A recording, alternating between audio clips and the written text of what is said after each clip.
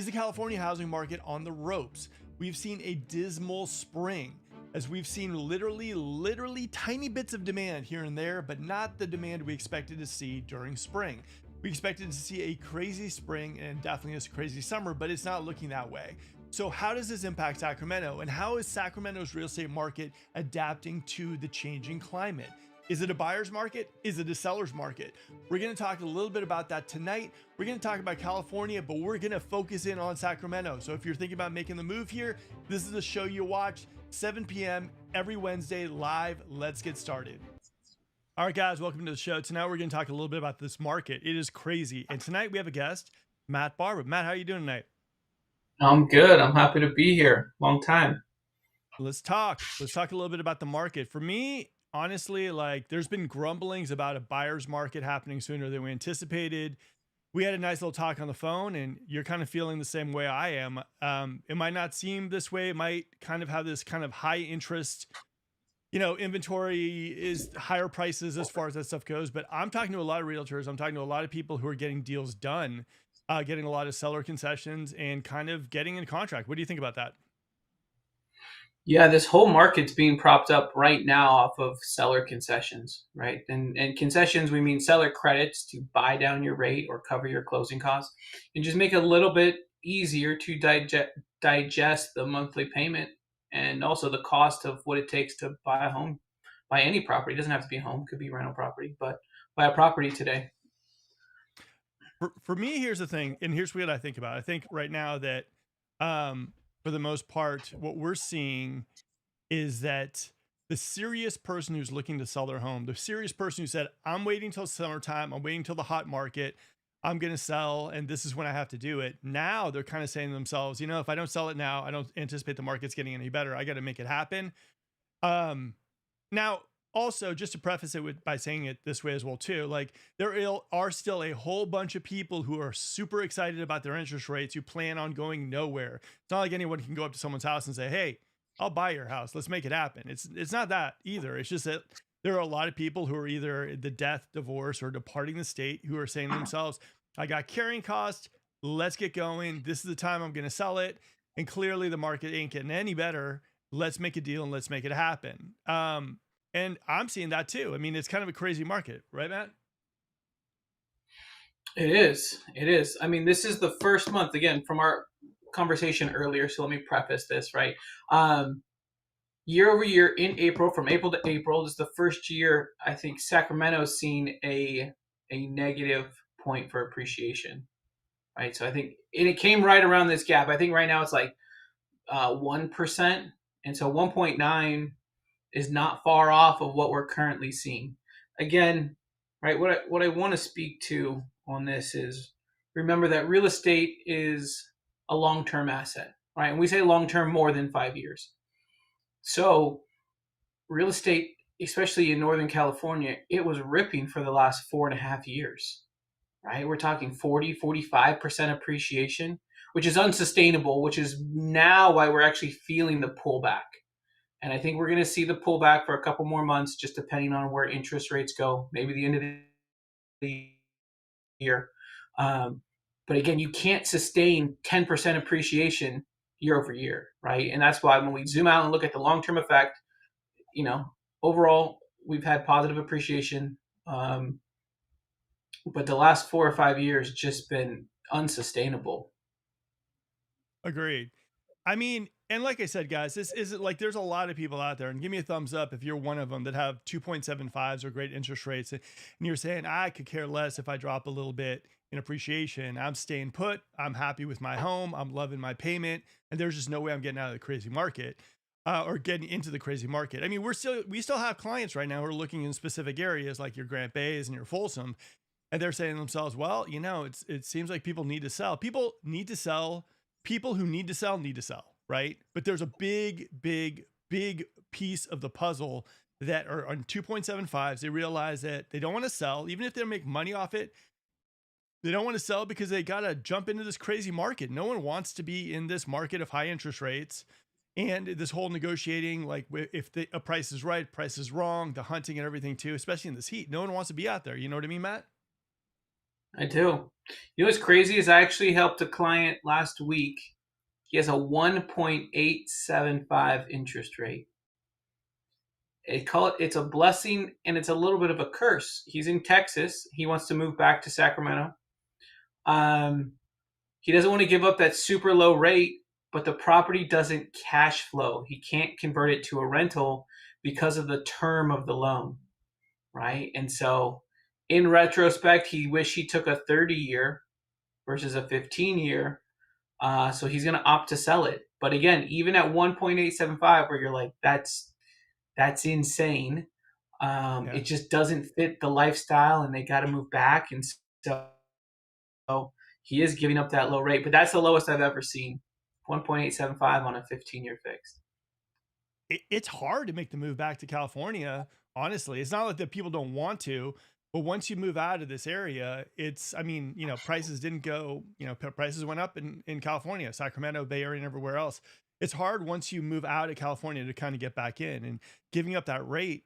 I'm sure when they move back to, Sacramento or whatnot, like they're probably going to buy something that they didn't have before, probably a smaller home, and have a bigger payment. I'm sure that doesn't really set too well with them, correct? It doesn't, but they're moving for family, right? So again, like what you said earlier, like the people who have to sell. They want to be closer to family, and all their families in like surrounding Sacramento.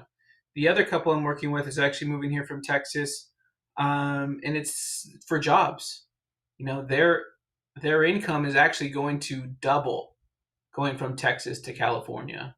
And so they actually found better jobs in California. Same thing. They've got family here too that helps. But yeah, I mean, we're not always seeing an exodus, right? We do see some people come back, and it's usually for better opportunities or a better lifestyle.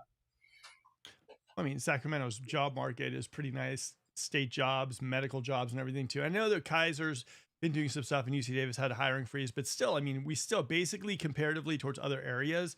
I mean, we still have this nice diversity of jobs in Sacramento. And for people who want the California lifestyle, I just don't know if it gets really better than the Sacramento area. I mean, but on top of that, now, I mean, I think if a buyer is if it's their time to buy, and don't be swayed by this idea that like if you're in a pinch, if your job security isn't great, if you don't have money in the bank, you know, it is what it is. Time your life, don't time the market.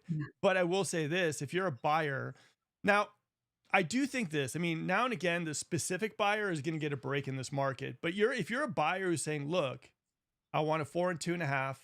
I'm looking for something around 2,200 square feet. I have these 7 or 8 areas I'm looking in. And you're looking for houses that have been on the market for maybe like, I don't know, maybe about 3 weeks or longer. Yeah, I think there's deals to be made. I think, going into some of these houses and seeing if like, they're staging, if they're empty, what the carrying costs look like on these houses. I think it makes sense. And I think a buyer can definitely get in, you know, but again, there's a lot of things like, how you say it, like there's a lot of people that are just feeling very, very crunched by this. They don't know what this tariff stuff means. They don't know what this really means. I mean, none of us have been really in a situation where this is like looming. People just don't know how it's going to affect us, and I think that that's just like impacting all of our decision makings. You know what I mean? I mean, even vacations, even like buying a second car, even like doing this stuff. I mean, all those little things. People just don't know if they should be buying now. Will the prices go up, and they'll need to buy afterwards? Even for new homes, I don't. I mean, I talk to people all the time, and they're like, "Should we be buying a new home right now?" And I'm like, I mean, the incentives are there. It's good to go. I don't know what the tariffs are going to do to new homes. I mean, new homes are the big question mark in our market. Like, what do you think? Do you think like new homes are going to be going up in price even though the demand is lower? No, I mean like you said, it's just like the cloud right now because you don't know what builders are having to pay for the materials, the subs, where they might have to start charging a premium. From what I understand, is home builders are slowing down on how many permits they're pulling right now. Yeah. Right. So again, it's I called this our wait and see moment. I've been saying this, been presenting at a couple different real estate offices lately. Um, and this is really like we have to wait and see. Right? Like you said, the people who need to buy now are buying now. The people who have to sell are still going to sell. But if you're on the fence and there's nothing pushing you other than like you just want to move up or move down or you want your first house, we are seeing this like wait and see moment because again this tariff is they're on like a 90-day like open conversation window right now, right? So we don't know where it's going to go and we don't know the ripple effect it's going to have.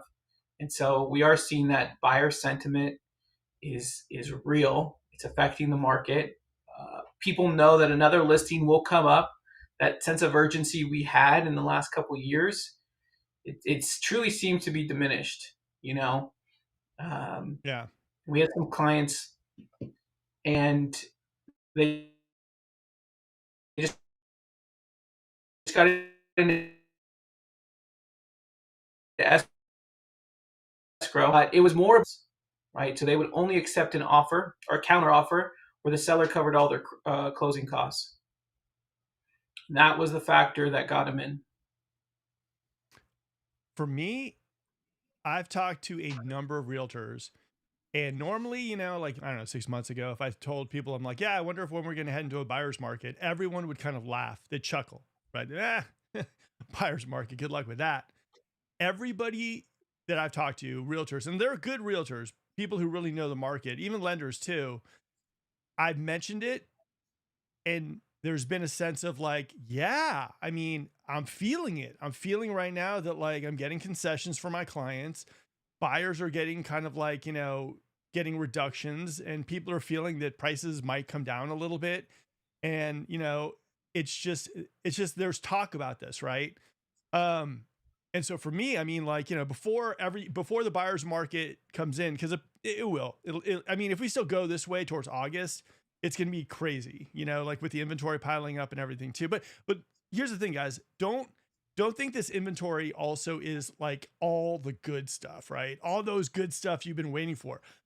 A lot of our clients are very, very picky, and a lot of the stuff that they want hasn't hit the market yet. I mean, you see what I mean, right? It's not really like, oh, hey, there's there's 5 houses in Granite Bay, all like 1.5 million dollar houses, 4,000 square feet. It's not the good stuff. It's not like the, hey, I can get something for that. It's the stuff that, like, I think, has maybe been sitting for a while. It's the stuff that maybe was listed about a year ago and then it's back on. It's just, I mean, some of the stuff, don't get me wrong, some of the stuff is good, but the proportion of it isn't really like, I'm not finding a lot of people who are like, I found my dream home. They're like, I found a home that really, really fits a lot of the, checks a lot of the boxes. It's been on the market for a month and a half. Let's write an offer. Let's go low and let's see the stuff happen. And people are making those things work. Exactly. Yeah, exactly. So give us some stories from the mortgage side as far as like, okay, normally during this time of the year on the real estate side, we're seeing a lot of activity. People are planning their tours. They're coming out here in droves. New homes are like Disneyland for adults. It's absolutely nuts during this time, like where it crosses over between like the spring and the summertime in Sacramento. And, around August, end of July, people go on their last vacations and it slows down. So the heart and the meat of our market is the end of spring and basically like the beginning of summer. That is in Sacramento, the time that people are out of schools, they want to make the move and they're good. Spring was dismal. It wasn't great. It was just slow. And if you talk to a realtor who says it wasn't slow, they probably are blowing smoke at you, because everyone that I've talked to is like, yes, there's a lull.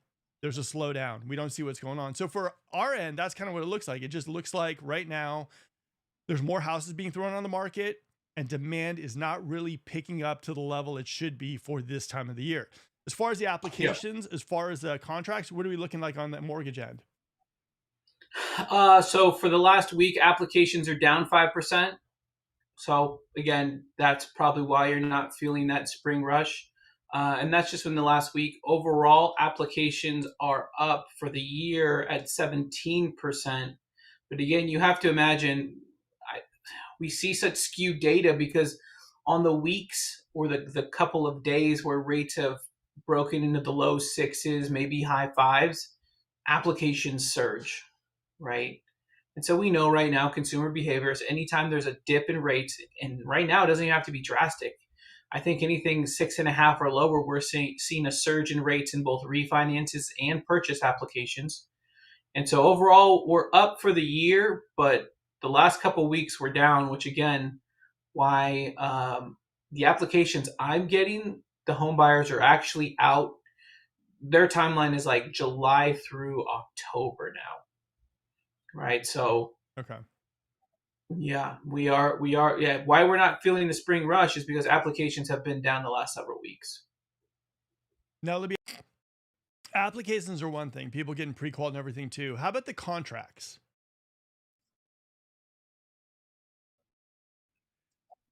Because normally how it Contract, works, I oh, think they're go for it. flat. I was looking up. No, I was looking up the. Thank goodness for the SAC appraiser was providing some data to us, and pendings are pretty flat. Like I think they're up 1% from last year, Okay. right? Which again, last year was pretty slow. Well, last year at this time, we So saw the rates start going up, and so it wasn't as fantastic of a spring and summer. It seems like these last couple of years, we've been having something happen during this time of the year that slowed down the market tremendously around the end of spring, beginning of summer. You know what I mean? yeah. So, what do you think? Are we going to get a last minute surge for summer? Is summer's going to be good, or do you think it's going to just kind of slow down even more? At this rate, I'm going to say it's going to slow down even more.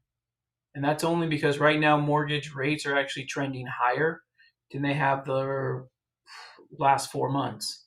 So, we are getting a little constraint with, we don't, like I said, we're in this wait and see moment. Rates are cresting above 7% for the first time in 2 years, 2.5 years. And so right now, unless we get some rate reprieve, uh, it's going to be like this. It's going to be pretty slow. It's going to be pretty stagnant. But again, I know we talk about housing and real estate. That's all industries, right? All industries that rely on debt to grow Yeah. are stagnating. Yeah. I mean, it doesn't look great. You know what I mean? Yeah, so I'm looking at April new construction sales in Sacramento. 2025 there was 414. 2024 this time there was 584. Right, and that's the Sacramento region.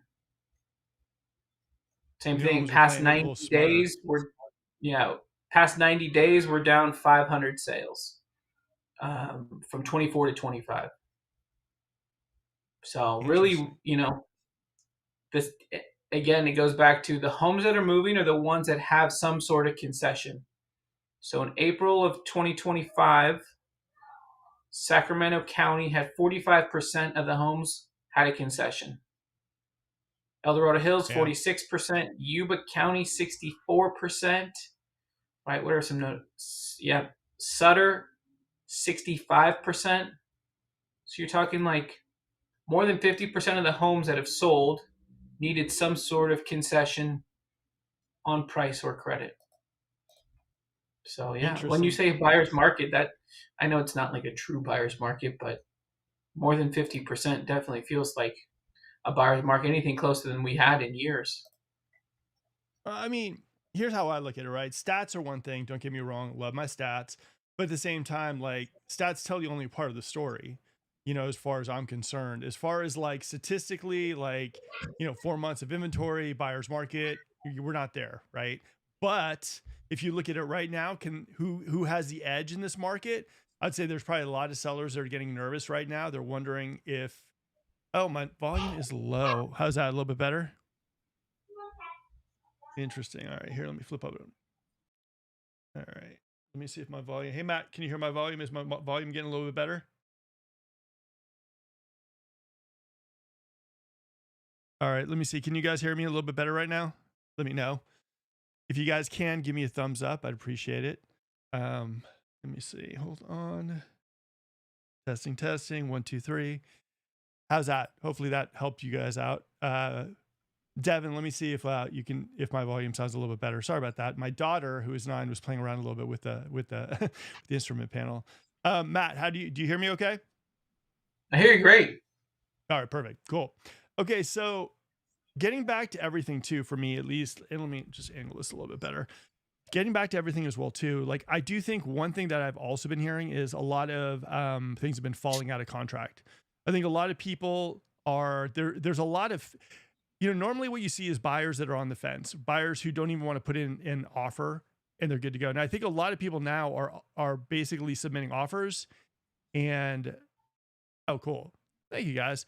I think a lot of people now are submitting offers and they're backing out. In fact, I've heard from a few people that a lot of people are falling out of contract. A lot of people are just canceling deals just because they don't feel really, really comfortable about the market, the economy, and they're feeling like they might have been rushed.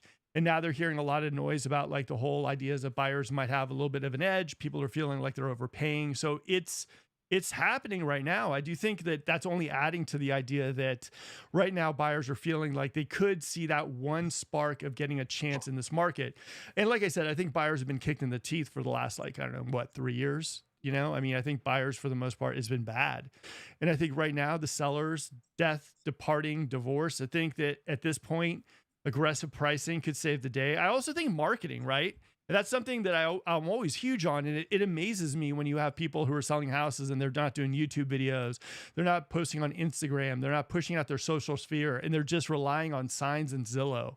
I mean, that right there is just unbelievable to me. What do you think?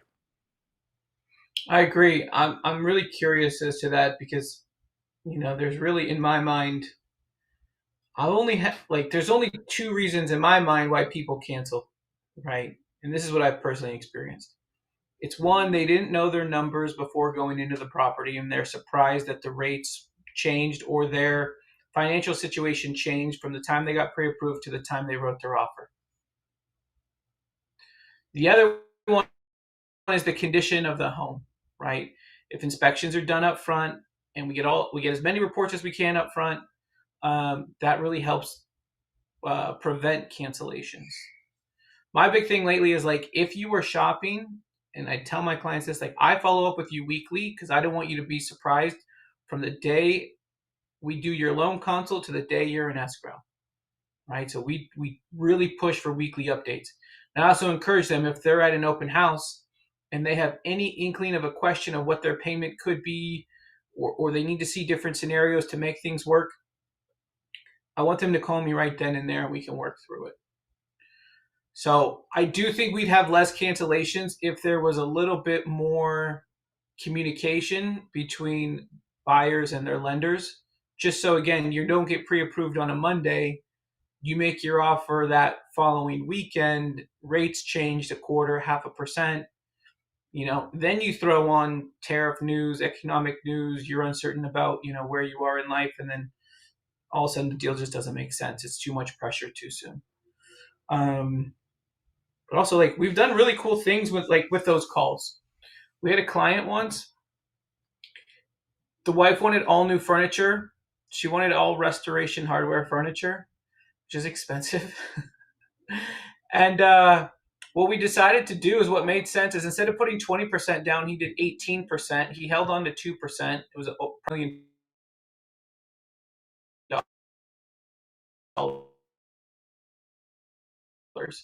So he had over $20,000. His monthly, so when you put down less than 20%, you have mortgage insurance, right? So because he had high credit, his mortgage insurance was only $65 per month.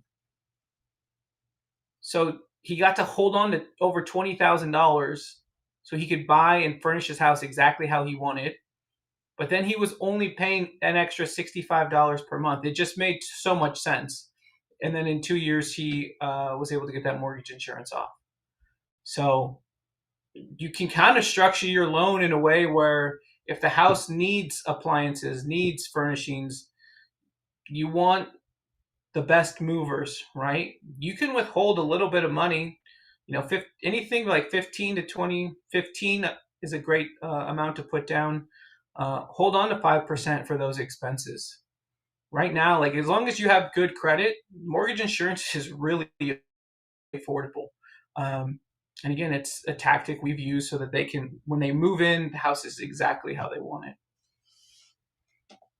All right, well, let's talk about this then. We were talking about this offline, that people are looking for the deal. They're not necessarily looking for a house they love, or even like strongly. They're looking for that deal. The deal is what people are driving towards. Buyers want that deal. They want to feel like they're out there. They got like $50,000 off the price. You got some concessions and they're good to go. Now, for me, here's the thing, and this is just my own mentality, right? If I get a deal on something, I feel pretty good if I want it. After the deal, kind of like after that, I got a good deal on this. I really kind of sit down and go, do I really want this though? I mean, yeah, it's a deal. But like, do I really want this? Do I want this barbecue grill that I got on a discount? Do I really want it? Am I going to use it? And I think what we're seeing are a lot of people are feeling that they're getting a deal in this market, getting in contract with stuff that they're getting in contract because of the deal, and then kind of going through it, seeing that the payment is still pretty high because of interest rates. And maybe a lot of people are falling out of it because they're like, I'm thinking that even if it's a deal, I don't know if this is really what I want. I fell in love with a deal. I fell in love with that idea that I got that house at a great price. I got seller concessions. I'm good to go. But at the end of the day, I don't know if I really want that house, if it's something that makes me happy, because I still got to pay a whole lot of money because I got a 7% interest rate. What do you think of that? I think it's a little, this is a little far off. I mean, it's you have to buy what you believe in when it comes to real estate, right? If you don't believe in home ownership, then it doesn't matter what the deal is. You don't believe in it, and so therefore, yeah, you're right. It's easy to give it up. If you believe in what it can do for you on the upside, right? Because you can't just focus on the payment without also realizing there's an upside to real estate, right? There's two sides to it. Um, the other thing I want to point out, it's not just interest rates, right? We talked about it earlier. It's like the appreciation that ripped for the last 4.5 years. That's why homes are feel more expensive. Then you have the interest rate, right? Then if you're new construction, you have Melrose, right? And then let's add insurance, right? We just got a quote on a property. The insurance in my head, should have been around $1,200 to $1,500 for the year. But because that homeowner filed a claim, they filed a $550 claim. That insurance policy was now $2,400 a year, Oh, right? So because they filed a claim, which they probably should have paid out of pocket, 550, who knows what happened there? But now that policy is up to $2,400 a year, which adds all those little attributes add to the monthly payment. And so you're right. When you don't believe in it, even though you're scoring a deal, it doesn't feel right. Yeah, naturally, it's not going to feel right. So um, I'm with you on that. I just think you have to take a step back, realize like if this is for you, do you want this? Why you want it? Do you believe in it? And then work with your agent to find like the right property in the right location. Then you throw the deal on top, right? Then you say, yeah. this, you know what, this only makes sense for me if the price is this and I can get this rate buy down. Well, great. Then that's what we'll look for. And there's ways we can look for it. There's strategic ways you can find homes that are going to give you concessions, right? Yeah. But again, you have to have that level of communication and tell your agent, like, this is what I want. This is how I'm going about it. Um, and then it feels right. Okay. I like that. I mean, we worked with a bunch of clients who basically you got to have the at least an 8 out of a 10 on the house. And then if it qualifies for that deal, then it's good. But for me, like I look at my own buying mentality and like a deal's a deal. If I want something, if I'm looking for something like that new Traeger, if I want it and I can get it for a deal, I'll go for it, but like, green egg, it's a deal. Not a big fan of the green egg, even though it's a great deal. I'll just keep it there. I know it'll collect dust, and it's kind of one of those things. Nothing against green eggs, guys. All barbecuers, we love each other. But I'm just saying, like, I just think right now people are thinking that they've been waiting on the sidelines. They're good. They're seeing something that's kind of okay, and they're saying, I wonder if I can go low and get it. I mean, you guys got to ask yourself that one question is like, yeah, okay, you got it. Do you want it though? I mean, is that you? Is that something that I mean, even a deal, no matter how great a deal is, even if you're getting like closing costs, even if you're getting some money towards furniture or whatnot, it's still a high interest rate environment. And you just got to figure out if that's going to be that house for you. And I also think people are feeling it right now too, that prices might drop. They might be missing out on something later on this year because they pulled the trigger right now. I mean, there's so many grumblings about like, oh, prices are going to drop. We're headed towards this. We're headed towards that. I think people also are thinking, man, I'm going to hold out a little bit here. Like I'm going to wait because I'm hearing people all over YouTube saying prices are going to drop everywhere, appreciation's going down, everything's crazy, and I'm not going to buy a house now for $700,000. Where if I wait 3 or 4 months, it's going to be down to $250,000. Man, I got to wait for that. So I think that there is that idea of also people are just hearing this idea that there's going to be a major crash going. Like worst case scenario, what do you think as far as appreciation goes on it that we dip into? Like, I mean, do you think that we'd see like crazy price drops? No, because we have such a shortage. Like Yeah. especially California has a massive shortage. Now we have more of a shortage of on the affordability portion of it, especially in Northern California. But I still think demand is high for homeowners. Yeah. I think we have constraints around building and permitting, which make it expensive and make it take forever. I've looked at it putting an ADU. An ADU in my backyard is going to be $400,000. Like that's Oof. not in the realm of possibilities, right? So, and that's for a small ADU. I can't imagine what it would be for a new home, or even to refurbish or remodel a home right now. So, no, I think the demand is definitely there. It's more of an affordability issue. So, Yeah. uh, I mean, will we see some again? Yeah, we will see some pullback in price, but as soon and if and when rates drop, you're going to see it come right back. And we've already seen it through the data with mortgage applications. When we drop to under 6.5%, applications shoot up over 20%. Like the demand is there. oh yeah.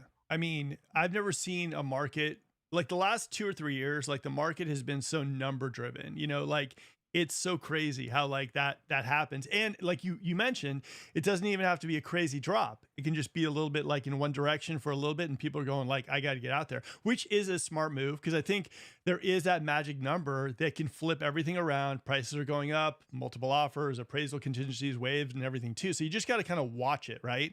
I think people are expecting it to go like this, like this, like this, like this. But I do think it'll go like the rates, and then all of a sudden people are gonna be like, "I'm buying. Let's make it happen." Yeah, I think you're right. Yeah, I mean, if you look at any mortgage chart right now, it's like straight up, down, right? So, and you feel it. You feel the volatility like week after week. Yeah, I don't know. Hopefully my volume gets a little bit better. I don't know. My daughter was messing around with this. She had like something going. Matt, if you hear my volume go down, let me know. Let me know. I'm going to try my best to talk directly in the microphone for the rest of the live, and then I'm going to tweak it once we get out. All right. We got Renee who says, I love Matt Barba. Matt's awesome, guys. And honestly, if you guys are What's looking up, for a Renee? lender, talk to Matt. He's a man. He's relaxed, he's calm, he's cool, he's collected. He's a really good dude. He does a lot of deals, investments, luxury, you name it, he does it. So give him a shout out. All right, Mark, what's your honest opinion on Gold River pricing situation? Seeing inventory slowly pile up over the last 2 months for over $1 million, but none of them seem to be dropping yet. Where's the buyer's market? Okay, here's the thing about Gold River. One is I do think that there's a lot of Gold River people who are a little delusional. I've seen some houses in Gold River myself. We have at least 3 clients looking in Gold River, and I just think that for the most part, a lot of stuff is getting listed really high in Gold River. I look at it and I say to myself, like there's some houses that our clients have been looking at and they're like, is that really the pricing it should be at? And I think it's like that. Now here's a brutal part about it. Some people, their carrying costs, they're either okay with it. They might be original owners. They might own it outright. They might be people who are just kind of thinking to themselves, like, I am going to just stay here until I get my price. Like you have to understand a lot of realtors in this moment. I'm not bagging on all of them, but a lot of realtors are telling people that they can get these crazy prices. A lot of sellers, honestly, are getting kind of baited into listing their homes based on realtors telling them they could get whatever price they want.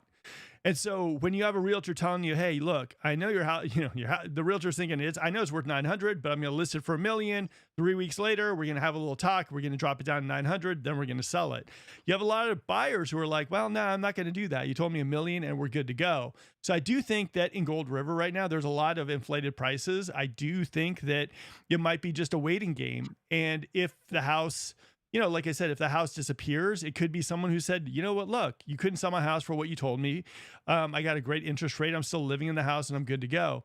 But for Gold River, yeah, I've seen it. Like I said, I have clients looking in Gold River, and a lot of the houses coming out right now, I can't justify those comps to people. And Wendy, I'm talking about you. Like it's the same thing. We see houses, and they're honestly, in my opinion, a little too high. What do you think, Matt? Yeah, and also, I think you're going to need to wait a little bit longer than 2 months to see price drops. And so I was going to ask you, if you have a house on the market, when are you looking at a price drop? Is it based on new listings hitting the market? Is it based on days on market? When do you kind of step in and think a price reduction will move the property? Um, Personally, I think after the first 2 weeks, that's a good time to kind of reevaluate. But for me, a lot of the listings that we work with, I mean, I got to control price on it. Like for example, the house we had on Tuscan, the clients wanted um 1.6 for it, and we listed it at 1.549, and we got 1.6 for it. Like you have to trust your listing agent to do it. Like you have to just have that faith and trust that you can kind of make it happen. And so for me, a lot of times, like we list aggressively with that idea that number one is we know where we want to be at. But a lot of times people just need to walk in your house and fall in love with the house. And if you list it too high, it just doesn't work. So for me, I like to control pricing, and the video aspect of it. Like the last 7 houses we put down, I would say 5 of those were YouTube videos. YouTube videos directly had people watch them, fall in love with them, go to the house, and go basically make an offer. So I would say for us, it's about a 2 week time, and then I start reevaluating if I get there. But I also think, I mean, straight up, like one of the reasons why I started doing YouTube was because the lack of marketing that a lot of realtors just don't do. They just don't do. And now with all this stuff, like you and I were talking offline, Compass versus Zillow, like there is such a cluster of where you're going to see your home. Are you going to see your home here? There. I don't know who saw my home. I mean, I think they saw my home. I don't know. I mean, you don't even have that guarantee anymore that Zillow is going to show your home. And so and your realtor is a neighborhood realtor who doesn't do videos, doesn't know how to market it towards various markets that we know are our funnel markets. So for me, going back to your question, I'd say 2 weeks, you got to do a price drop. And honestly, guys, here's the thing, like, this is a big one, like the price of carrying a property, right? Let's say that you're totally like, hey, I want $1 million for my house. Deep down, it's probably worth like 950, and it stays on the market for 2-3 months, and you're not living in it. The carrying costs all of a sudden add up, and then you're like, well, why didn't I aggressively price it to begin with? You know what I mean, Matt? Yeah, yeah. And I was just looking at some stats.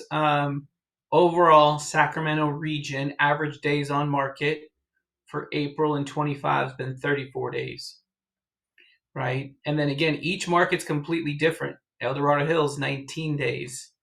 What were some crazy ones? Nevada County, 60 days, right? So it's kind of living in the micro, right? Each market is going to have a different average days on market before the home sells. And so I'd say if you're expecting to see price reductions, I would give it more time. Yeah. Okay, so you're saying, like, generally speaking, like when do I see the prices going down in our market right now, just generally, right? Okay. I would say right now, like if you are a serious buyer, that means that if you're saying to yourself, I really need to sell my home, this is the time that you need to make it happen. Okay. Like even even if you go past July 4th, you're still in a market right now where people are deciding it's 4th of July, we're going to go on our last vacation, registering for school. This is the time. And I would say maybe end of April. No, I'd say maybe more like May and June. Those are the 2 months. Those are the big ones, right? Those are the ones where you can literally come out here, take a look at some houses, take a look at some communities, get the kids in school, still have that last vacation, and you're good to go. So it's like, if you want to sell your house, if you really are seriously saying, look, I need to sell my house, May and June are the months that you need to be seriously looking at your home and saying, like, I need a realistic price. I need to move this thing. Because if you don't do it in May or June, July, 4th of July, people are out having fun in Tahoe, Bay Area traffic. No one really wants to come look at houses. Everyone's already figured either they're like going on their last vacation and they're just not going to make it happen. And also, you guys got to realize too, the school thing is a big thing to get people registered in a new school. It's not an easy thing. A lot of people are like, I need to get my kids registered, like even like in May, before school lets out. They want to go to the schools and get them set up. So for me, honestly, like May and June are those months. If you're seriously thinking about selling your home and you just have just some kind of lingering price, like just, I mean, it's just, you're gonna get a low offer probably, especially if you stay on the market. And that's the crazy part too. If you say, let's say for example, you listed high and you're on the market for a month and a half, if someone submits an offer at list or above list for a house that's been on the market for a month and a half that doesn't have any offers, like their realtor is not really good, not to be brutal, right? It's like, hey, no one's been on the house for a month and a half. I'll give you $50,000 over list. Let's make it happen. I mean, does not make any sense. So at that point, you're Yeah, thinking to yourself, all right, like someone's going to come in with a low offer. I got carrying costs and I'm in bad shape. What do you think? July in Sacramento, not a great month. it's hot. It's hot. I mean, August is hotter, but you're right. The school stuff is tough. We've got some friends right now that are fighting to get their kids into schools, and current school session's not even out yet. And they've got kids going different school next year. So yeah, it is. The sooner you start, the sooner you get all that squared away. Again, then you'd be moving for lifestyle. So just the sooner you make that move, the better off it'll be if you have kids in school and you're trying to get into that district and you have some things to work out. Yeah. I mean, a house is kind of gonna go for like the idea of selling a house, in my opinion, or selling anything is like, and the reason why I'm always harping on marketing, not because just we have the largest YouTube channel in Sacramento. For the most part, though, it's like the whole idea of you want to put the house in front of as many people as humanly possible, right? A YouTube video, and I always talk about YouTube videos, but the truth is the YouTube video hits those buyers that at 2 a.m. in the evening or in the morning, they're sitting there and they're thinking to themselves, I really hate my job in San Francisco. I don't know where I want to move. And all of a sudden they see this video of a house in Sacramento. And they're like, hey, I never considered Sacramento, but I mean, man, this house looks pretty cool. Oh my God, look at that price point. It's that sector of people who are basically not even considering Sacramento. The ones who think that Sacramento is just that in and out stop on the way to Lake Tahoe. The ones who say Sacramento is dry, flat, and that's it. You do a video that's really, really good and you show them that Sacramento is more than just that and that your house is the one they should buy. That's where the magic happens. And those are the extra eyeballs that you need on your house. You got to get as many people looking at your house in this market because a lot of people right now, like it's go time. It's May, it's June. And I know, hey, look, don't get me wrong. There's a lot of good neighborhood specialists. They bake the pies. They know where the ice cream shops are and everything too. But at the end of the day, if they don't know how to market your house and you're missing out on that sector, maybe the DMA in San Jose or San Francisco, or just people just don't know about your home and can't fall in love with your home, then you're kind of, DOA in a lot of markets. You know what I mean, Matt? Yep. Yep. Spot on. All right, let's go to some What's more next? question. Hey guys, also if my volume drops, please just let me know. I don't know, something's going on with the mic. All right, don't worry. Those ADU contract scalpers will be begging to build your ADU for half the price soon. That $400,000 is an insane margin. What do you think, Matt? You agree? Yeah, I think I like Matt coming to the rescue, validating it. I Hey, agree. You got all some right. good Good viewers. evening. I know, man. Good evening, everyone. All right, here we go. Next one, Devin. If you're a buyer that is going to pay cash somewhere around $500,000, do you have any advantage over those who aren't going to pay cash? And if so, what advantages could you have? You want to get that one, Matt? Yeah, if you are paying cash, you have a lot of advantages. You don't have to go through the loan process, which can take, depending on your lender, 14 to 30 days, right? You're not going to have an underwriter tell you why you don't qualify or why it's a bad property. Um, so yeah, I mean, cash you can close in what, 7 days, 7 to 10 days, as long as you do your due diligence and inspections, and send your money, and the house is yours. I mean, other than that, I think a lot of cash buyers overstep and think they can really get a price break and negotiate down a lot. And again, depending on the seller, some sellers might wait and have someone with a loan pay full price, right? So it All just right. depends on sellers' motivation. There's going to be some sellers who are pushed up against a wall and need to sell quickly. And sure, your cash offer will come in and save them and help them move on. But it's not always the case. We've actually gone against cash offers and won solely based on price, right? Some lenders can close in 14 days. So if you're trying to be, if you're trying to win based on speed, I mean, nowadays, if it's a conventional loan, I mean, even an FHA loan, you can close really quick. So it just depends. I think the advantage is that if the seller is pressed for time, it's a better offer than having to do an appraisal, having to go through underwriting. So yeah, there's definitely an advantage. It just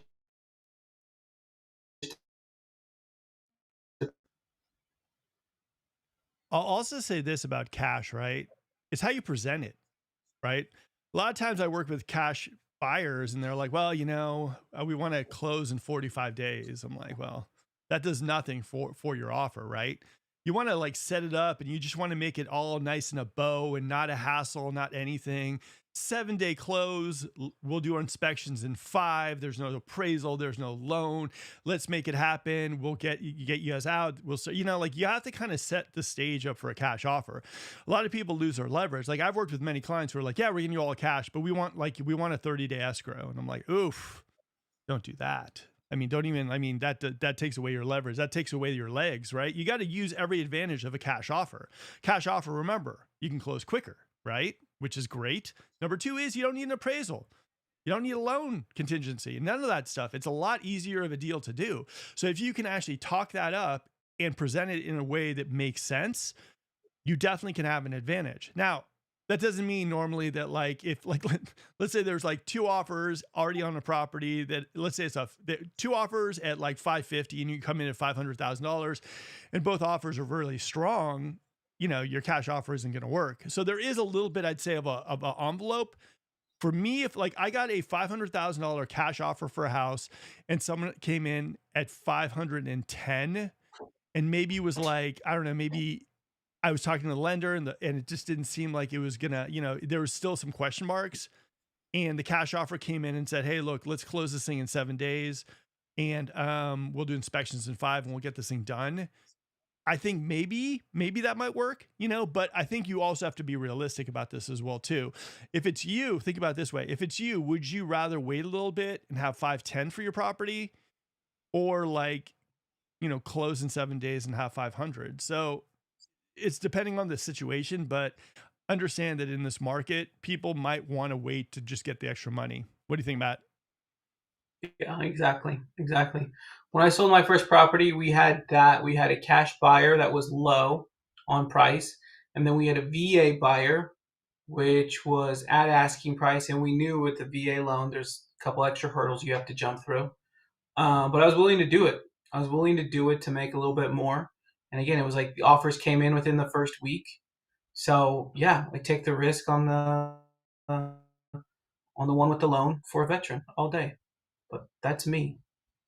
No, hey, I love that. It's a funny thing though too. We've leveraged cash offers by basically saying, with properties, do you really want to get this thing appraised? Do you really think it's going to appraise? You know what I mean? Like if you can hit the pain points of a listing agent and make them kind of think about, man, maybe we don't want to do that. Like, I don't know. There's ways to play it.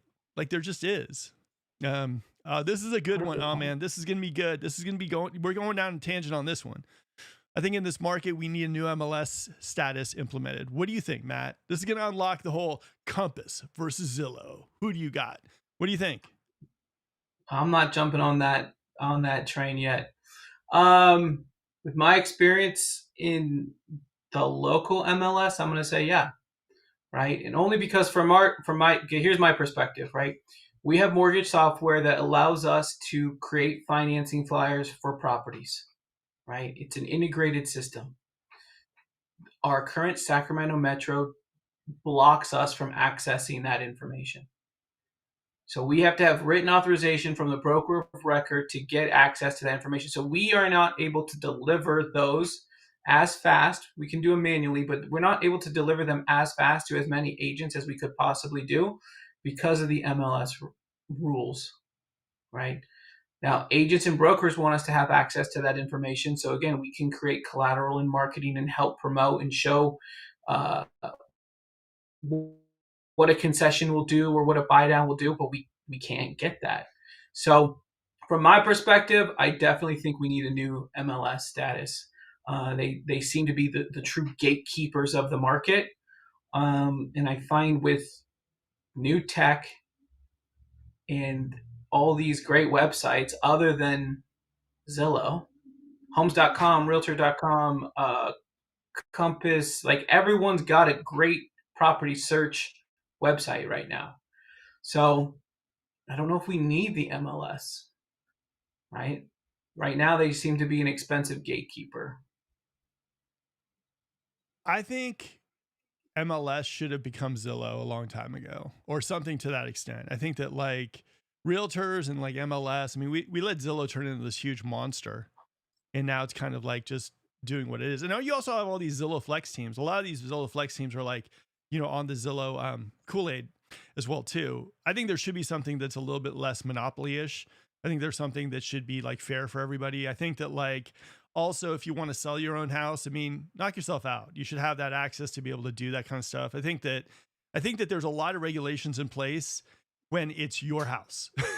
You know what I mean? Like, Yeah. it's my house, but I can't do it. Oh, Zillow's not. I mean, like, a lot of that stuff just drives me nuts where it's like, man, it's your house. Your house. You own it. You should do whatever you want with your house. And there's so many of these little entities telling you what to do, what not to do, how to do this, how to do that. And it just, for me, it's completely just ludicrous. You know, I can understand why sellers are annoyed, you know? What do you think No, about I that? agree. I agree, and I'm going to jump on some of the sentiment that I've heard Robert Repkin say from Compass, which is, if I'm an owner, I should be able to control how my home is marketed. Like, what does a bike score and a walk score have to do with my property, right? Also, like my sale record, my tax record, all that public information. Granted, it is public information, but for Zillow to freely throw it up there, I think I should be able to have some control and privacy on what I want to disclose. And two, this is just out there for everybody. This is not even people with homes on the market, right? Like I could look up my address and I could get all this information on the property, and I'm not even selling. So why can't, as an owner, why can't I control what is public record in Zillow's website? You know, that part doesn't make Hey, sense to me. it doesn't. But I will tell you one thing about Compass, though. I don't know too much about this company, but I would say that there's no white knights in this market. I think everyone's trying to get market share and everyone wants to get a piece of what Zillow's getting. I don't think there's any good person out there going like, you know, hey, I want those home buyers to get all the breaks and be, you know, this and that. I think Compass is going like, let's be the white knights until we're not. And then let's eat Zillow's lunch. And then we call it a day and we make a lot of money and we make all our stockholders happy and everything too. So I always look at that stuff and I'm like, everyone's nice until they're not in this market. I mean, real estate's really brutal as far as that stuff goes. So I look at someone when they're preaching about all this stuff too. And I'm like, I wonder what's going to, about one day that all of a sudden it's going to just flip and all of a sudden it's going to be Compass is a new Zillow. Oh, hey, there we go. So I don't know. It'd be nice if like I said, like I'm with you. It'd be nice if owners had the exact right to be able to market the house the way they want to and everything too. Um, you know, but you know, like I said, like I just don't believe in one person or one player controlling anything. You know, I think that it's too dangerous. Like Zillow, Compass. You know, there's got to be something that's a little bit more regulated because I think at the end of the day, home buyers get a little screwed by this. So, you know, that's just my own sense about this. I don't know. I don't know if there's any really good person trying to make the better world a better place in real estate and not looking out for their own interests as far as those big companies go. So I don't know. I thought we were the white knights. We're the only ones. You know, we don't have any control over the market, which is sad. You know, we just do a YouTube show. This is good. Yeah, All right, ready to exactly. deal. Identifying sellers actually willing to consider real offers far below that a ridiculous ask price. I, I think that I'm running into realtors. I'll tell you this. It's not every single house too. You have to evaluate the listing, right? Is it someone who's still living in the house? Is it someone who really could care less and they just want their price?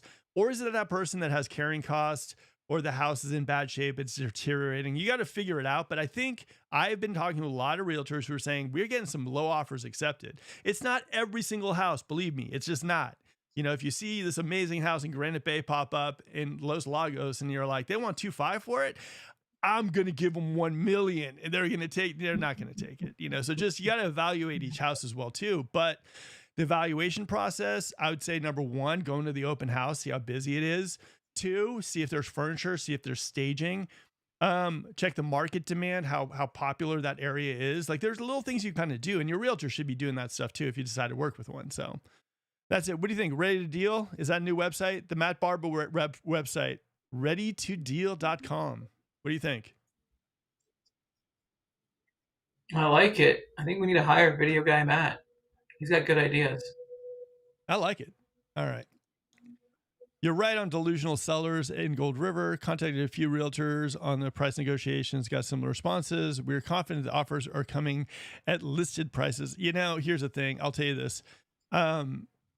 Like I said, like I do think right now, like, and don't get me wrong, like there are some houses in Gold River I've seen people put crazy offers in on, and sometimes they go, right? You have to evaluate the price as well too. But I'd say go to some open houses. Open houses tend to, for me at least, be the biggest gauge of how popular a house is, right? Other than maybe Zillow saves, and don't mean to promote Zillow, but I do think going to open houses can definitely give you a little idea of how popular the property is. And just wait, play the waiting game. I've seen so many listing agents be so confident about the price, and then you hit them a week or two later, or they hit you and they're like, hey, just submit. We'll see what we can do. So, you know, I think a person is confident. A person is saying to you, like, hey, we're confident we're coming in at list price, until they're not, until the listing agreement starts to expire, and then they have to move. And, you know, that's just how it is. What do you think, Matt? Yeah, I agree. I mean, I love this comment. We're confident that offers are coming at listed prices. It's like, not yet, not No. yet. I mean, in this market right now, even though the demand isn't what it should be, like I said, a hot house, you're gonna know it. I mean, like first, I don't know, week maybe. I mean, if you haven't even gotten an offer in the first week, it's just it's not looking too good, I guess you could say. You just know, you know, and if you're just gonna sit there and wait for it, that could mean the seller is living in the house and they just have no need to sell it, you know. So I Hmm. would just say hang tight, go to the open houses, and then also just see how it does. And but you know, there's nothing wrong with waiting a little bit, seeing the movement on it, and then going low. I mean, if you can get something and starts a conversation, you know, it is what it is. But you also, like I said, you have to identify the seller for sure and see what kind of seller you're working with. All right. Exactly. We got another one. Will the appraisal determine what I can get for my house? No. It's always based on what someone is willing to pay for that house.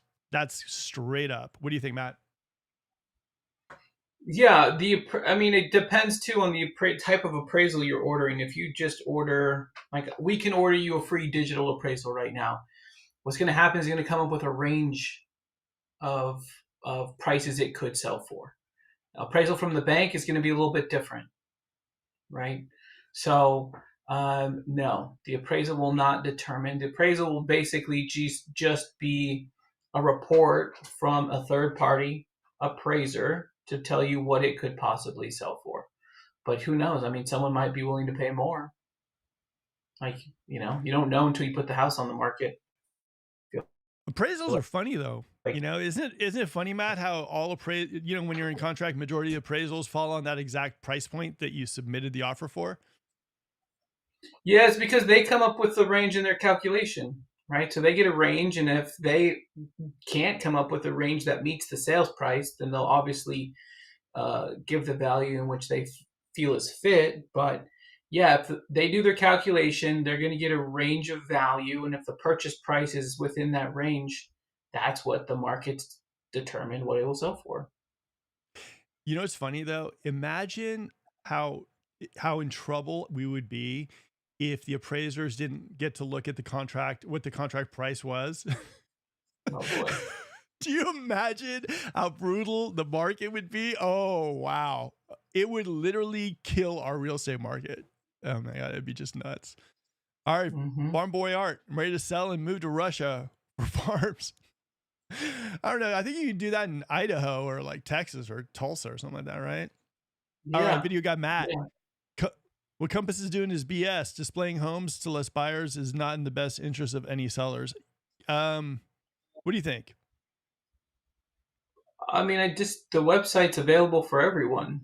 I don't think it's they're making it very clear. Like you can see properties where the sellers have an intent to sell on their website. So, um, I mean, you can just call, or you can call and ask them for what's available in your market. I just think, like, yes, to the novice home buyer who has no idea that Compass is running this type of campaign, I can see the sentiment. But I also know, I mean, again, we're insiders, right? We know how the market works. We know what each company's initiatives are, and we're reading the headlines constantly. So again, we're in the know, right? We're not in that knowledge gap of what is in the realm of possibilities. But yeah, I can see that to the person who doesn't know what's going on in the market, it can definitely feel like that. Let me ask you something though. Okay, so towards the end of like at the end of May, beginning of June, Compass or Zillow is going to literally like not display at listings, sorry, listings that have been marketed, like what basically what Compass is doing. So let's say Compass is like, I don't give, I don't care about Zillow. We're going to market these houses, and all of a sudden, these houses that they're marketing on their website don't get displayed on Zillow. You know, they're just not. You know, like, would you be pissed if you were a seller? Zillow's not the end all be all. That's what I understand is like they're not the only website that has properties. And if I Okay. know that going in, if I know that they're going to blackball properties, as the consumer, I'm going to pick a different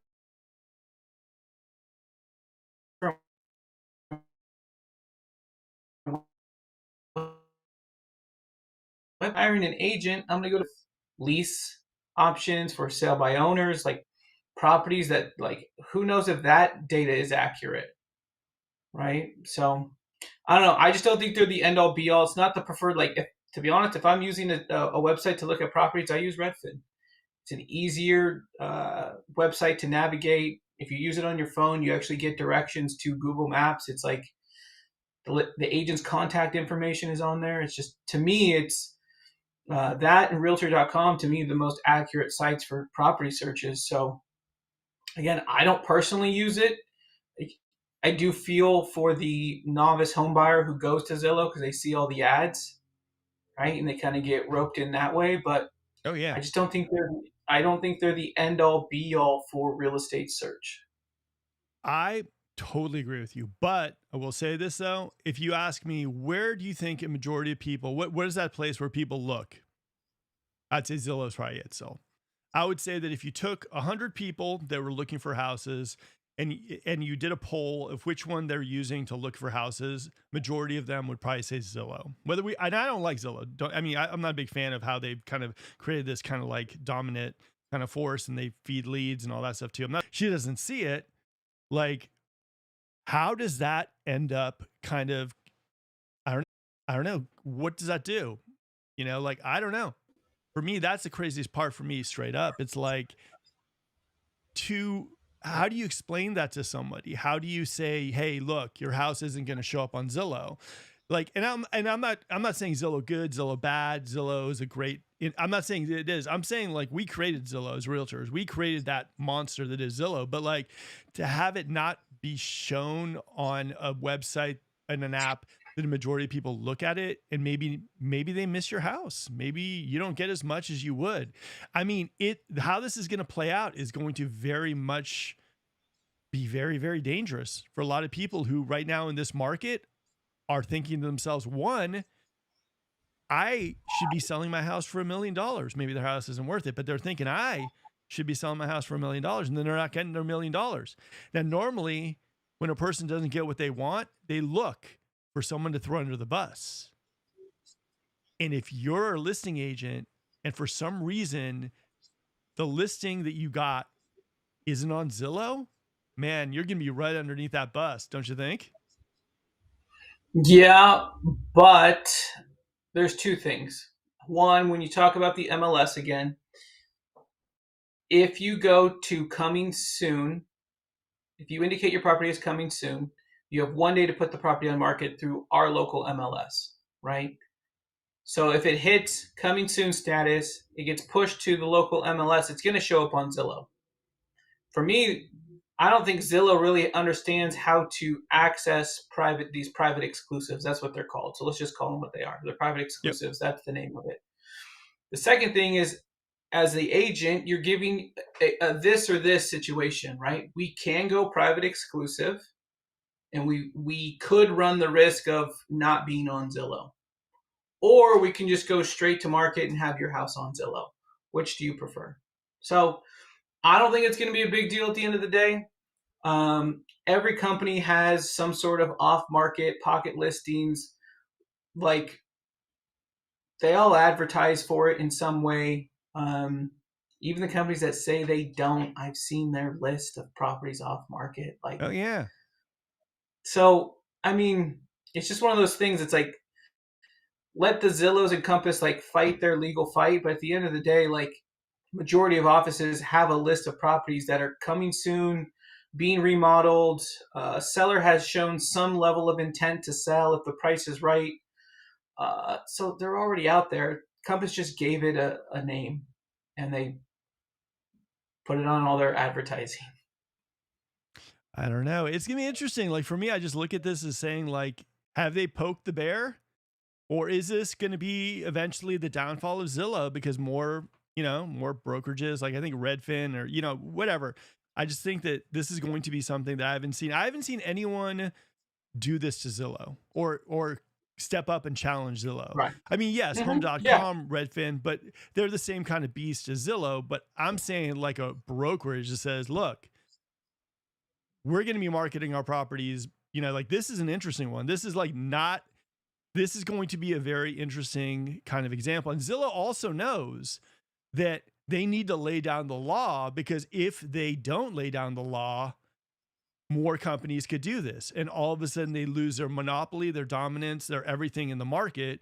So Zillow's got to do some major stuff. Zillow just can't let this like slide, or else they lose their dominance in this huge market. So for me, hey, at the end of the day, I studied a lot of history. I love this stuff, and this is going to be an interesting play. But as a seller, I would say for you guys, like whether you go with Compass, Guide Real Estate, or whatever, like just figure out exactly like what your realtor is going to be doing. Are they going on Zillow? Is there a chance? Or just make sure you know what you're getting into. That's all. All right. Oh, here we go. This is a good one. All right. Here we go. What's your thoughts on me as a buyer? I want a home inspector for a newly built home, but the builder is trying to intimidate me, saying I don't need one because it's newly built. I've had any clients of ours that basically want an inspection before they close. All you need to do is show that the inspector has a license with California, and you should be able to get in. Like, I mean, there's some builders that don't, but for the most part, like for me, I don't know. I mean, there are certain builders like Taylor I feel comfortable with. But at the same time, it's my house.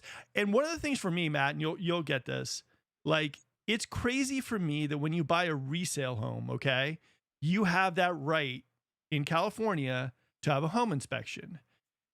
But when you buy a new home, you don't have that right to basically get an inspection. I mean, I'm completely with you. There's something wacky about that. You should have that right to do an inspection. And unless they can guarantee that every single brand new home that they've manufactured is perfect, but yeah, I'm with you. What do you think of that, Matt? Yeah. If you want one, get one. Like, I follow this guy, Cy, the inspector, on social. You seen this Oh, guy? Size a rock Dude, star. how, if you watched a minute of his content, you would get a home inspection. I've been an in-house lender for a builder. It is tough. It is tough, but you have rights. You just have to exercise them. So do it. We've had clients that have gotten their inspectors and everything too, and we've also had clients that have waited till the 10-month fit and finish to do their inspection and then hand in the list. It's completely up to you. But at the end of the day, like my biggest gripe with this is like you're buying a brand new house, resale, they let you do an inspection, and a brand new house isn't going to be perfect. It's just not. I've never seen any home that's 100% perfect. There's too many moving parts, and you should have that right to do an inspection on the home. Even if it turns up nothing, you should have that right because you are buying that product. So for me, I'm with you 100%, and that is definitely annoying. All right, what's it called? The sales agent told us they need approval for the corporate headquarters to do a third-party home inspection. Yes, because they've never had anyone request a home inspection. I mean, you're the one person out of the thousands of people that have decided no, they're just trying to stall a little bit, just to let you know. All right. 6813 Black Duck. The value of your house is going to depend on how many of those weed plants on the Google Street View include in the sale.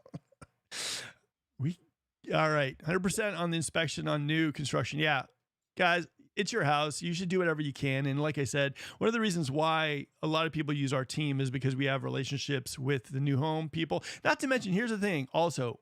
Another thing I've noticed is, Matt, you know about the buyer broker, right? You sign a buyer broker, 2.5 or 3. Some people are even charging 4.5 on their commission.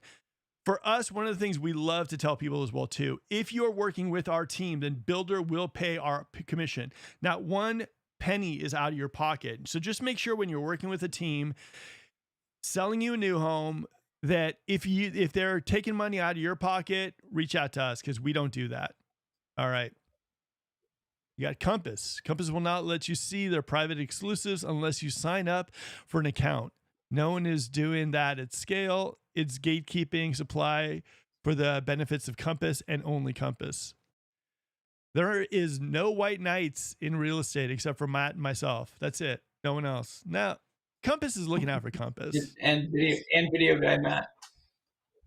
Video guy Matt. We like video guy Matt. But yeah, no, Compass is looking out for Compass. I mean, they're all nice until they're not.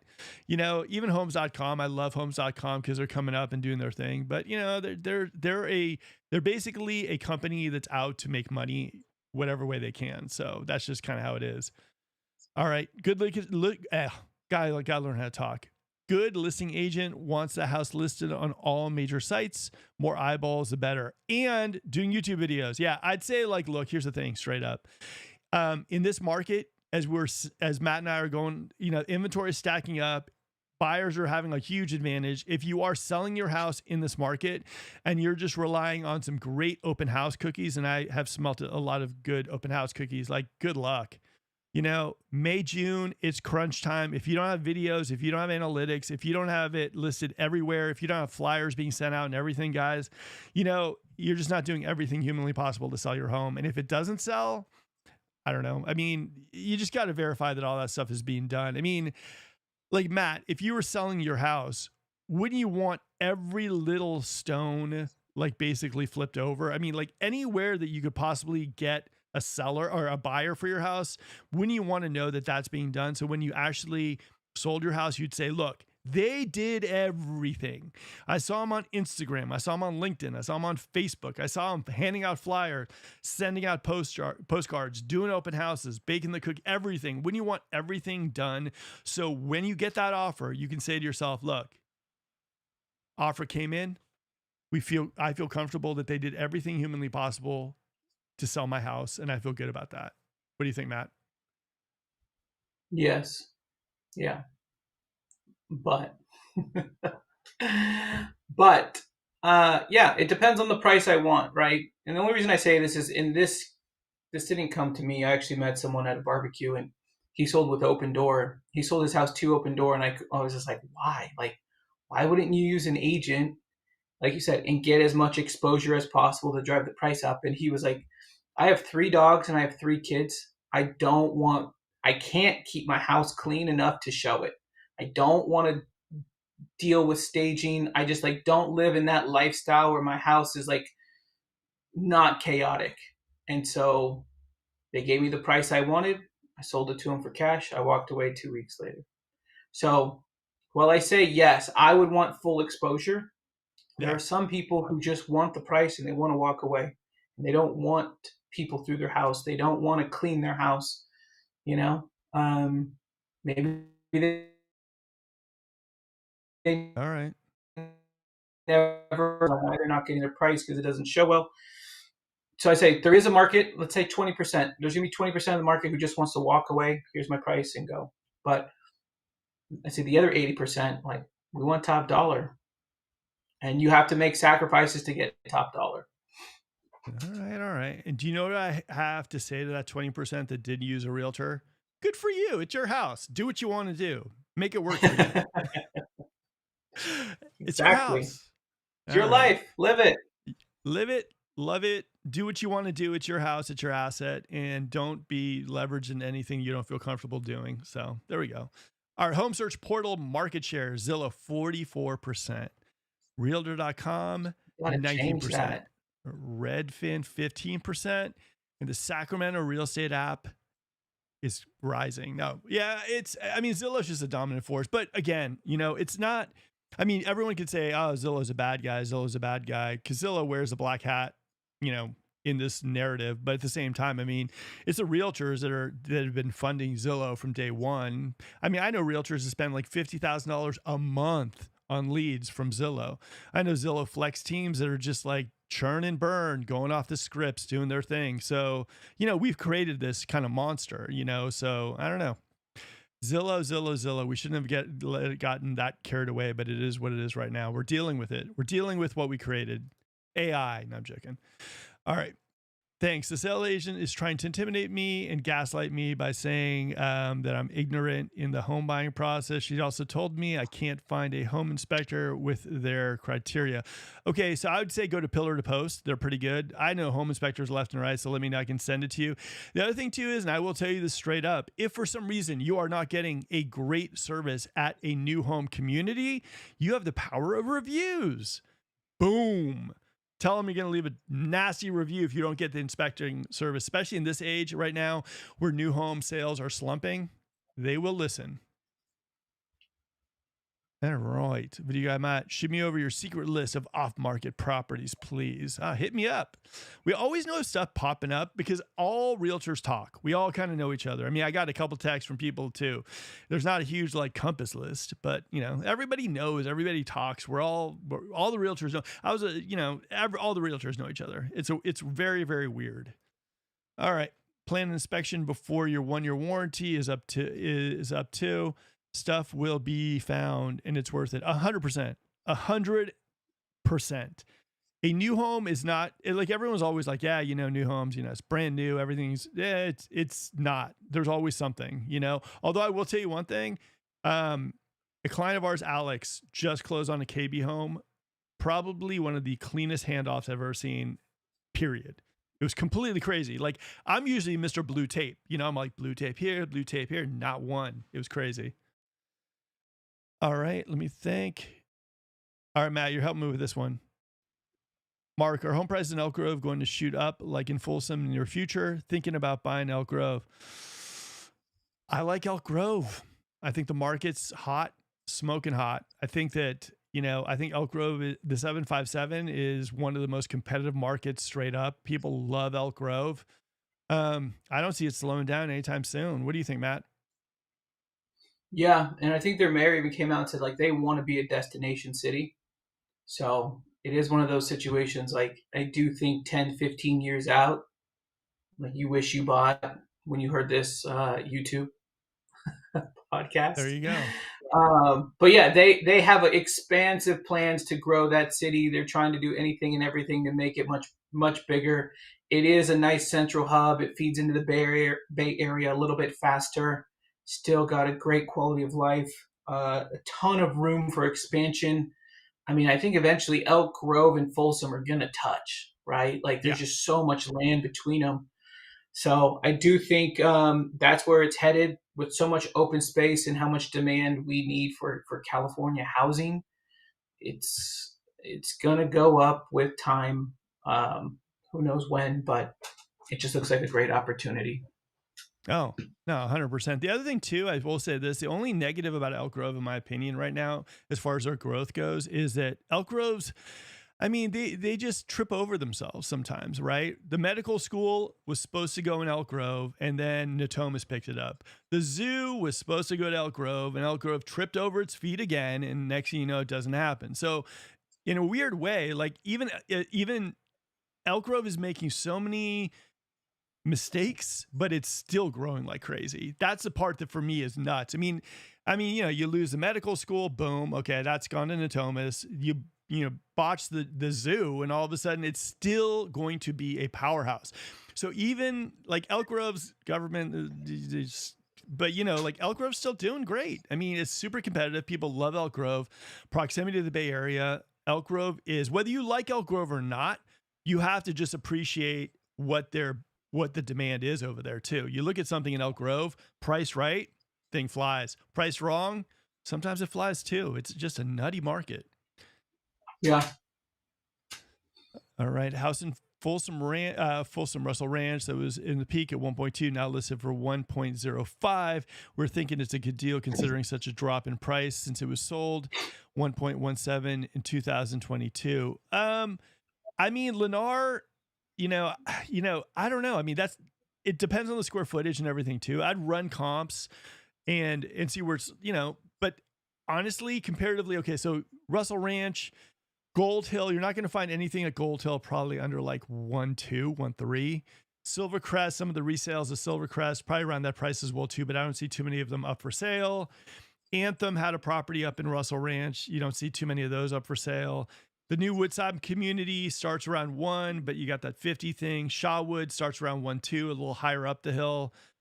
105, I mean, I would say depending on the location, that might be a good deal. I would comp it out.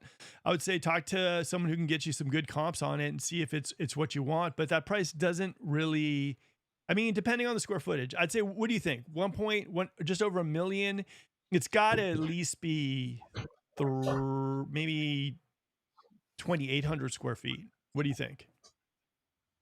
I'm thinking what else is out there, man. If you're already at that price range, I mean, what does that get you in Gold River? What does that get you in Fair Oaks? What does that get you in El Dorado Hills? Um, I Yeah. don't know if you're just looking at it from a price perspective of it looks like a good deal because it was 1.2 at some point and now it's a million five, um, or sorry, a million point oh five. Just because like what else can you get for like you might be able to get bigger and better, right? So unless you have like a strong reason to buy in Russell Ranch, I would be looking at other places right now, especially like I don't know. I love Promontory, man. If you can get me into Promontory for a million, sign If me you up. do, Matt will buy you lunch. Yeah, I mean, you got a point there. But I will say, based on the stuff that's selling right now in Russell Ranch, there's not too much. Woodside's the only one that's actively selling anything like new over there, too. They're two communities. I would say maybe, yeah. Maybe, I mean, if you can submit an offer a little lower than that, but comp out the area right. And like I said, you just got to figure out, like, one of the things I've been saying on this channel for a while, at least for the last couple months, is that you just got to know pricing. It could be something that maybe it's worth like a million. It was like at 1.2 million. They reduced it to 1.1 million. It looks like a great deal, but if you don't know pricing, it might be still overpriced. So just, be cautious, comp wisely, and if it does make sense and it pencils, it pencils. Yeah. All right. Real quick before we get into the next question, um, I just sent you a list of questions that a home buyer should be asking their lender to help get the best loan. Right. So Mark, I just emailed you. It's a list of 18 questions you should ask your lender to make sure that you're getting the right loan and you're getting a good rate. And so I want to make sure if your audience wants that, to make sure to reach out to you to get that. I'm sure we can include a link on the description at some point. But that list will be available. It's a free resource. I just wanted to make something available. We had so many first time home buyers last month. And I said, what's the number one question you want to get out of your discovery call? And they're like, what's the interest rate and how much interest I'm paying? I was like, man, that is like the last question I answer after we know your price point, what you qualify for, your credit score. Like when you're buying, where you're buying. So um, just created this list. It's free. It's an aid just to help you get where you want to go faster. Just wanted to give that to you and your audience. Um, I've got like 10 more minutes to answer questions. All right. Look at that. You're out of here soon. All right. I wish I was. Just joking, guys. All right. Clinton, Chris, by the way, guys, I appreciate you guys tuning in for the show, asking your questions. Every single Yes. Wednesday, we do this at 7 p.m. for you guys because the market changes, it shifts, and we want you to have real time data. And I appreciate you guys actually taking the time out of your schedules to watch the show and tune in. It does make it a whole lot more fun than just me and Matt Yeah, talking please. into the wind. Yeah, All right, ask aggressive pricing. questions. All right, we got aggressive pricing means you get a sale. Anything else is a market sitter. Agreed, 100%. All right, video guy Matt, do you know any good home inspectors around Roseville that do home inspect homes? Yes, Pillar to Post does. If you hit me on, just hit me, send me out a message and I'll give you some good ones. All right, video guy Matt, not really ask Mark for recommendations or check Yelp. You can always call multiple and find one you trust. Yeah, we have a few that we use. I would say that, you just want someone who goes through. Like I like Pillar to Post. They do infrared scanning. They do air purification tests. So that's just for me. So how do you know what is the right price as a buyer? One is you just got to know areas, communities, square footage, how fast things move and everything too. That's one of the things for us is that, when we work with people, we kind of look at certain kind of areas and we can just gauge on like how fast things have been moving in the past. Different floor plans are single stories preferred in areas like Gold River, for example. Single stories are preferred a lot more in Gold River than two stories. So there's a lot of different things that get the pricing. One of the things that kind of gets me a little bit is sometimes what you'll see on Zillow is like a Zestimate, and they bring in random comps and everything too. For us, for the most part, and for me, the way I work is, and if we see your home and if we go, we usually take 24 hours to do a handwritten kind of like a CMA on your home. Now, if you're someone also who's looking to maybe buy, we'll let you know exactly what's going on with anything that you submit on. We'll run numbers. We'll tell you if we think something's overpriced. We'll tell you, the history of the property and everything too. And we'll do the best we can as far as gauging if it's something that is going to move or something that's going to sit. The other thing too we do for our clients as well is we go to open houses and we take a look for you guys to see how the traffic is. So what do you think? This one's a good one for you, Matt. And tell me when you got to go too. So how will you know what is the right price as a buyer? I think two things. One, you do a buyer consult, right? And we'll walk you through like what comps look like. Two, right price is really up to you, right? And what makes sense for your budget. So I think the first thing is meeting with an agent, getting a proper buyer consult. Um, Again, knowing what area you're going to buy in, what homes are selling for, right? Again, the comps are the comps, so all the data will be there. It's really just narrowing down your target market, and then again, just coming up with a budget that works for you. Okay. All right. That's a house square footage in Russell Ranch. That's a pretty big house. Gotta say. I It's a like that. huge house. Yeah. All right. Clinton says look for comps for the area in the last 90 days. Yeah. And I'd say in this market specifically, remember like 90 days, we weren't seeing this inventory as it is now, and rates were a little different. So try to get in a time frame too where the rates were pretty much the same. Well, no, actually the rates were pretty much had been the same kind of in the 90 days, just kind of like this. Yeah, I'd say Clinton's right on about that. All right. Why are there so many houses for sale in Blackstone, El Dorado Hills? There are like 15 homes with not a gigantic developer. Is there a problem there, fire insurance or something else? What do you think? I think one of the big things is, yeah, I come from a, my perspective is with kids. So Blackstone is a different school district, I believe, for high school. I think it's zoned for Ponderosa High, and I think that's just one of the determining factors. Is I love it over there. Great community, cool homes. Was it like 3 swimming pools in that community? You're a little bit away from the traffic of, I mean, if you could call it traffic in El Dorado Hills Boulevard. I think mostly it's the school factor, and maybe insurance. I mean, you are kind of surrounded. I don't. To be honest, I don't know what the insurance cost is for a home over there. but you are surrounded by open space. So I don't know if that's a factor, but from my understanding and the people we know in El Dorado Hills, it's because of the schools. Okay. For me, Blackstone, the one big kind of like thing that's happening in Blackstone is if you look up on the hill, you're going to see East Ridge Village, where they're basically going to be putting 760 lots and building out communities there. So if I'm someone looking at Blackstone and I'm looking up the hill and seeing them putting in 760 houses up there, there's going to be a part of me that's going to like think to myself, maybe I should buy up there and wait a little bit if I like this area. So that'd be one of the things. The other thing too is right now, not really true, not really correct, but a lot of people equate fire insurance with El Dorado Hills right now too, and you find the pricing for it. A lot of people are pivoting to Folsom because of that. So I'd say that's probably what you're looking at. Blackstone was a Lennar community built out, but at the same time, I like the community. I think it's nice. I've seen a lot of people, a lot of nice houses up there as well too. So I don't know. Matt, when you got to go, just let me know. I know you got a bunch of stuff, so you just let me know. Is it illegal for builders to take back their incentives if I decide to do a home inspection? The sales agent told me it's a possibility. Hit me offline and I'll see if I know someone at the company. I mean, honestly, I would also mention the fact, and I would mention a review in their future. I don't think that that would bode well for them as well too. But I think that that's so, I don't know, man, that's so crappy that they're doing that. I apologize for that. I apologize for them for that. I mean, if you buy a house, you should have the right to do an inspection. That's completely nuts. So I don't know. I apologize for them. All right. Let's go to some stuff. Okay, we got a couple listings in the queue. We got this one in Antelope or in North Highlands. Awesome house. Like I said, 4 and 2. You're not going to find a 4 and 2 in mint condition like this one.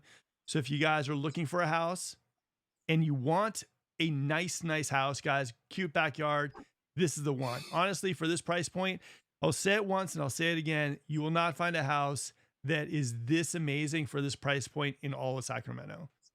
Next one we got Canberra Drive. If you're looking for a single story, 3-bedroom, 2.5 bath with an office space, big backyard, single story, take a look at this house as well too. It's really good. And like I said, it's right where all the new homes are being built, and it's got a landscape backyard, so you don't have to deal with that. So those are our 2 listings that we have currently. Boom. All right. So I did Woodside Home Tour. If you guys are looking for like a mid-century modern luxury home, check out this tour on the channel. It's on the channel. It's awesome. Woodside, Shaw wood, furniture grade wood. It's awesome.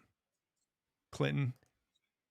Yeah, I know that house. Laugh out loud. Hey, Clinton, when you say that it is probably the best house currently on that market for that price point, guys, it is mint.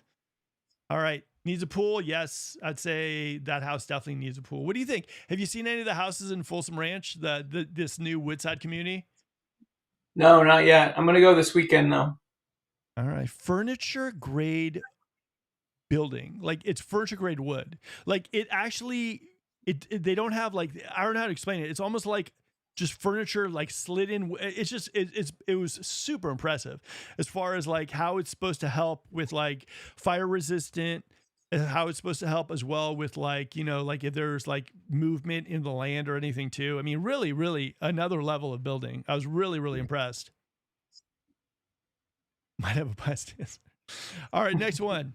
Are you satisfied with the cost of living compared to where you moved from? A ton of people who would be homeless in the Bay Area moved to Sacramento to work at fast food joints or brain dead retail jobs and were able to afford a home these past 10 years. Now you can't do it. Sacramento is still affordable, but for people who have an education. What do you think as far as Sacramento? I mean, I don't think Sacramento can be labeled as affordable anymore. I mean, Sacramento, the price boomed, and I think a lot of people just, it's not really an affordable spot anymore. What do you think? I think it is. I mean, again, what do you consider affordable? I mean, I've seen plenty of properties in the 4s and 5s. Are you saying like sub 400,000? Okay, here's what I mean. I think that for people who grew up in Sacramento, we saw, you know, if you got to have a job in Sacramento, your job basically went like this as far as like maybe you got some, you know, raises or whatnot. And I think at that point in time, people were okay. Maybe like 5 years ago, they were able to buy a house. But I think that what we saw was this big bump in house prices. And I think a lot of people who didn't jump in are just right now not feeling like they can jump in. And I think though, affordability comparison to the Bay Area and LA, absolutely 100%. But if I'm someone who grew up in Sacramento and said, "Hey man, like 5 years ago I could buy myself a 4-bedroom, 2 bath for like 350." I'm thinking to myself, "Man, I missed the boat." And the affordability as far as what we used to be isn't there anymore, you know? Yeah, when you speak on those terms and when it comes down to income, yes, definitely much harder. I think I was pulling some stats. It's like the average income for a resident in Sacramento was between like $60,000 and $70,000 a year, right? Even with two, like two household incomes, even if you're at 60 to 70, it's hard. Like it's hard. I think you're right. If you are able to push your income, over 120, over 150, and then you have two household incomes, right? Different story. But yes, for the spike in prices we talked about at the beginning of the show, right? 40 to 50% depending on the neighborhood. And then you talk about flat income for the last 5 years. Yes, affordability is much harder in Sacramento. All right. Do you enjoy the weather in Sacramento year round? Love the winter, hate the protractable triple digits of the summer. What do you think? Are you like for me, summer, pool time, it don't get me wrong, I'm not loving the summertime, but I will tell you this, if that's our biggest gripe for the weather, I don't I'm okay with it. What do you think? Yeah, I've learned to cope. I've learned to cope. But there's one thing I like, right? We are outside till like 9 o'clock. You can wear shorts and a t-shirt at 9 o'clock and be super comfortable, right? Yeah. That part we love. The Yeah, the triple digits where it doesn't cool off till 9 or it's 90 by 9. Those days are rough. Uh, but again, like I work in a Class A building with AC. I can't, I'm spoiled. I feel spoiled Yeah. here. So, um, yeah, I like it. I like it. You get more seasonality. You get a little bit more change in the weather. Storms come through. Um, Other than that, like, yeah, I enjoy being in shorts and a t-shirt at 9 p.m. It's not bad. I mean, like I always feel like when I complain about the summer, I always feel like a baby a little bit. I see all these videos of like tornadoes, hurricanes, and in the winter like snowstorms and all this stuff too. And I'm like, okay, maybe I'm complaining a little bit. I mean, I think in Sacramento we have it good. Yes, it gets a little warm, but you know that's it. For me, I mean that's the gripe. It's warm, it's hot. So yeah. All right. As the job market in Sacramento met your expectations, UC Davis is currently on a hiring freeze. Kaiser is a prime job location for nurses, but it's hard to get in because hospitals prioritize internal applications. UC Davis Medical Center and Kaiser Permanente are the two hospitals that pay nurses well. Okay. I wonder how Sutter does. I wonder how Dignity does as well too. Interesting. Shriners too. I've heard of doctors working at Shriners and at Davis as well too. I would say though, having those choices, that's not bad. What do you think, Matt? Yeah, and I'm also curious to know, like, again, this is way out of my realm, but there's a brand new Mercer building here in Folsom. I don't even think it's filled yet. I think they just put the sign up. So, Medical's big, man. Medical. You gotta love that. State yeah, jobs, medical, education medical's jobs, all the huge. building jobs we got. Not too shabby. All right. Do you enjoy the weather in Sacramento year round? I miss it, especially except for those dog days of summer. Ugh. Agreed. Would you? Okay. How about this one? This is a good one for you. Would you recommend living in Sacramento to someone moving from Southern California? Yeah, yeah. I had last year. I had a couple clients move from LA for medical jobs. Yeah, All right. I definitely would. I mean, I recommend it to people almost on a daily basis with the Zoom calls and everything too. I grew up in the Bay Area, couldn't afford the Bay Area, moved to Sacramento. And I fell in love with Sacramento. Not only the house, the people, the culture here. And I love being in the middle of something where I just feel the growth spurt happening and things are popping in Sacramento. So for me, the only mistake I ever made was not doing it sooner. You know, that's it. That's the truth. All right, last one, and we're done for the evening. How's that sound? Good. All right. Are you satisfied with the cost of living compared to where you moved from? Yes. Rent can't stop someone from living in the city. I've been homeless before, but never again. If you haven't experienced adversity, you're probably a weak person. What do you think as far as this goes? As far as the cost, I mean, I'll say this. If you're coming from outside California, it's going to be a little tough here, unless you get yourself a good job. And then I think you're okay. I think you live in Sacramento, house prices have increased and it's a little tough. I think if you're coming in from SoCal or other areas that are like more expensive in California, I think you're going to love it here. What do you think? Yeah, I mean, I'm definitely satisfied with the cost of living compared to where I came from. So yeah, I mean, you get in regards to real estate, right? You get a lot more for your money. So yeah. All right. What do you think? Last sentence and we're done. Game changer. Stay away. We're at max capacity. Do you think, Matt, Sacramento is at max capacity? Do you think people should stay away from Sacramento because we're packed? Do you guys think that we're packed? We close shop. We're done. What do you think? There's so much room to go. I mean, North Natomas. You push out to like Roseville, like that West Park is still being developed. You've got Elk Grove to Folsom. You've got Shingle Springs. El Dorado Hills is on pace for 1,000 new homes. Like there's a lot coming. In my opinion, I think there's a lot of room to grow, and I think there's a lot of new development coming. For me, guys, honestly, like we got so much stuff happening in the Sacramento area. Right now, you got areas like Phoenix, Houston, Las Vegas that are just struggling, right? Their markets are brutal. And yes, Sacramento's real estate market isn't, popping the way it normally does during spring and summer, but we're still moving ahead. There's still homes being purchased. There's still people moving into this area. Can you just imagine what Sacramento is going to be like when interest rates dip a little bit, when everything gets a little normalized with like tariffs and everything too? We're going to be hitting another big growth spurt. And for those people who bought into Sacramento, good for you. And for those people who are thinking about moving to Sacramento, you definitely need to check it out, because if you think Sacramento at this point is unaffordable, 2030, 2035, it definitely will be a hard place to buy into. Right, Matt? Oh, exactly. All right. I'm going to give Matt a shameless plug and then we're done for the night. Matt Barba, lender extraordinaire, investing, luxury, you name it, he does it.